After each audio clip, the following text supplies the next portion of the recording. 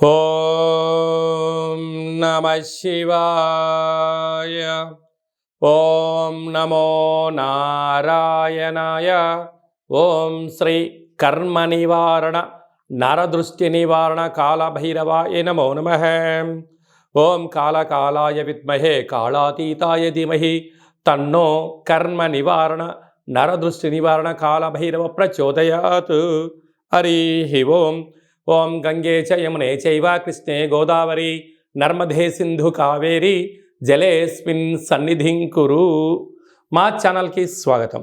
చూస్తున్న వీక్షకులకు ప్రేక్షకులకు ప్రియ కాళభైరవ భగవద్బంధులకి స్వాగతం పలుకుతూ మమ్మల్ని ఎంతగానో ఆదరిస్తూ ఉండబడినటువంటి ప్రియ సోదరీమణులకు, సనాతన ధర్మ సంరక్షకులకు, అలాగే జ్యోతిష్య అభిమానులకు, పుష్కర స్నాన ప్రియులకి స్వాగతం పలుకుతూ అందరికీ ఈ యొక్క నర్మదా నదిలో ప్రవహించేటువంటి నదికి ఈ సంవత్సరము పుష్కరాలు వస్తున్నాయి కనుక మనమందరం కూడా పుష్కర స్నానాన్ని ఆచరింపచేసుకుందాం.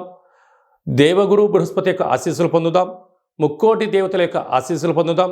గతించినటువంటి పెద్దవారందరికీ అక్కడ పిండ ప్రదాన కార్యక్రమాలు చేసుకొని వారి ఆత్మలను తృప్తిపరచుకొని వారు ఎప్పుడైతే గతించిన వారు ఆత్మ ఎప్పుడైతే తృప్తి చెందుతుందో మనందరికీ శ్రీరామ రక్ష కనుక వారి ఆశీస్సులు పొందే ప్రయత్నం చేద్దాం. 1/5/2024 నుండి 15/5/2024 వరకు పుట్టినటువంటి వారందరికీ కూడా ముందస్తుగా జన్మదిన శుభాకాంక్షలు. గతంలో వివాహం చేసుకున్న వారికి వివాహ వార్షికోత్సవ శుభాకాంక్షలు. ద్వాదశ రాశుల్లో గ్రహ గమనాన్ని ఒకసారి వీక్షింపచేద్దాం. మేషరాశిలో రవి మరియు శుక్ర సంచార స్థితి. ఏడాది తర్వాత గురు భగవానుడు సంచారం చేయడం, 12 సంవత్సరాల తర్వాత గురు భగవానుడు వృషభ రాశిలో సంచారం చేయడం, కన్యరాశిలో కేతు సంచార స్థితి, కుంభరాశిలో శనిచర స్వామివారు స్వక్షేత్ర సంచార స్థితి, మీనరాశిలో కుజుడు బుధుడు రాహు సంచార స్థితితో ద్వాదశ రాశుల్లో గ్రహ గమనాలు ఈ విధంగా ఉన్నాయి. సింహరాశి వారికి చైత్రమాస అమావాస్య సందర్భంగా ఎలాంటి విధి విధానాలు పాటించాలో ఈ వీడియోలో సవివరంగా సంపూర్ణంగా తెలుసుకుందాం.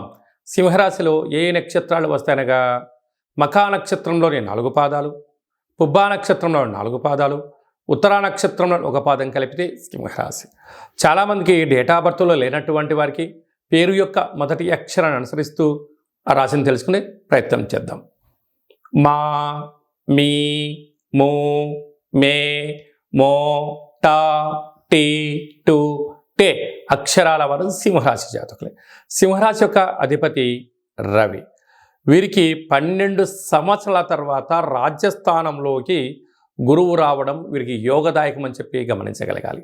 2వ స్థానంలో కేతు, 7వ స్థానంలో శని భగవానుడు, అష్టమంలో కుజుడు కుజదోషము, అష్టమంలోనే బుధుడు, అష్టంలోనే రాహు, భాగ్యస్థానంలో రవి శుక్ర సంచార స్థితి, రాజ్యస్థానంలో గురు సంచార స్థితి ఉన్నప్పుడు దృఢమైన స్థిరమైన సంకల్పం కలిగిన వారు నిత్యం తేజవంతంగా నవ్వుతూ ఉంటూ ఆరోగ్యాన్ని కాపాడుకుంటూ ఆరోగ్య సలహాలు సూచనలు ఇస్తూ ఆరోగ్యాన్ని పాటిస్తూ అందరికీ ఆదర్శప్రాయమైనటువంటి జీవితం ఎవరయ్యా అంటే సింహరాశి జాతకులు.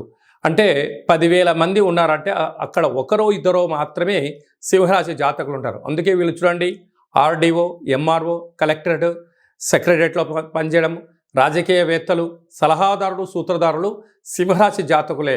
అందుకే రాశాధిపతి రవి అవ్వడం వలన వీళ్ళకు గ్లోబల్గా యూనివర్సల్గా ఆ నాలెడ్జ్ వీళ్ళకు ఉంటుంది. ప్రజలను జనరంజకంగా ఎలా పాలించాలి, ప్రకృతి, పర్యావరణము, నీరు, నిధులు, నియామకాలు, సంపూర్ణమైనటువంటి అక్షరాస్యత, సస్యశ్యామలంతో కూడుకున్న జీవన విధానం ఎలా పొందాలో సింహరాశి వారు ముందు వరుసలో ఉంటారు. అందుకే వీరు ఎక్కువ శాతంగా ఒక చిన్న కుగ్రామంలో పుట్టిన దేశ చరిత్రలో వీళ్ళ పేరు నిలబడిపోయే పరిస్థితిలో వీళ్ళు ఎదగడం జరుగుతుంటుంది.